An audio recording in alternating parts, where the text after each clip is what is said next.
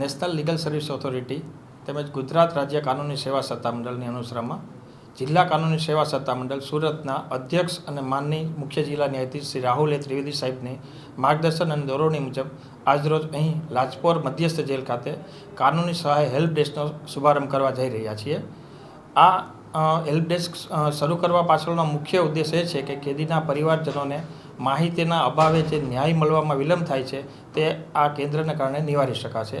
ઘણી વખત લોકો પૂરતી માહિતી નથી હોવાથી એના કારણે મફત અને સક્ષમ કાનૂની સહાય એને નથી મળતી। તો આ હેલ્પ ડેસ્ક ઉપર હાજર અમારા પીએલવી તેમને તમામ પ્રકારની જે તેમના લીગલ રાઇટ્સ છે એના વિશે માહિતી આપશે અને એમના પરિવારજનોને કેસના અપડેટ, કેસમાં અપીલ કરવી હોય તો શું કરવું એ તમામ પ્રકારની માહિતી પૂરી પાડશે।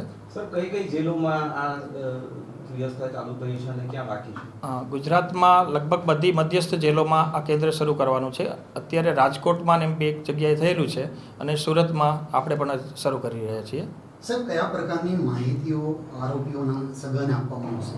આરોપીઓના પરિવારજનોને જે કેસના અપડેટ બાબત કે તેમના કેસમાં શું પ્રગતિ થઈ છે, પછી નેક્સ્ટ ડેટ શું પડેલી છે અને કદાચ એમને સજા થઈ હોય તો અપીલ કરવા માટે શું જોગવાઈઓ છે, તો માહિતીના અભાવે તે ન્યાયથી વંચિત ન રહેવા જોઈએ એ માટેનો મુખ્ય ઉદ્દેશ છે।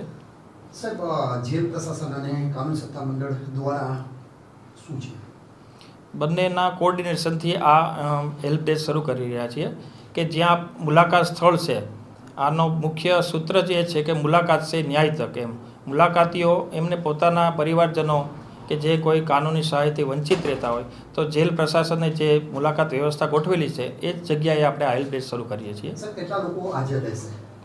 ત્યાં અમારા એક પીએલવી ત્યાં હાજર રહેશે અને મુલાકાતનો જે સમય છે એ દરમિયાન જે મુલાકાતીઓ હોય છે, કેદીઓને મળતા હોય છે, ત્યારે એમને માર્ગદર્શન પૂરું પાડશે કોઈ પણ લીગલ બાબતમાં। Thank you.